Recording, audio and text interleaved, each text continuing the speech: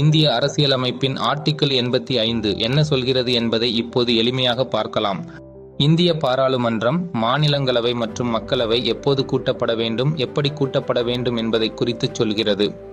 ஜனாதிபதி, மாநிலங்களவை மற்றும் மக்களவை இரு அவைகளையும் கூட்டலாம் மற்றும் ஒத்திவைக்கலாம். அவைகளின் கூட்டத்திற்கும் முடிவிற்கும் ஜனாதிபதியே அதிகாரம் பெற்றவர். ஆனால் மத்திய அமைச்சரவை கவுன்சில் ஆஃப் மினிஸ்டர்ஸ் பரிந்துரையின் அடிப்படையிலேயே இதை செய்வார். முக்கிய குறிப்பு: ஒரு கூட்டத்திலிருந்து அடுத்த கூட்டம் வரை 6 மாதத்திற்கு மேல் இடைவெளி இருக்கக்கூடாது. ஜனாதிபதி மக்களவையை டிசால்வ் ஒழிக்கக்கூடும். உதாரணம்: பாராளுமன்றம் மார்ச் மாதத்தில் கூட்டப்பட்டது, அடுத்த கூட்டம் ஆகஸ்ட் மாதத்தில் ஏற்பாடு செய்யப்பட்டது. இது ஆர்டிகிள் 85 படி சரியானது, ஏனெனில் 6 மாதத்திற்குள் மீண்டும் பாராளுமன்றம் கூட்டப்பட்டுள்ளது. Like, comment, share and subscribe for other articles of Indian Constitution.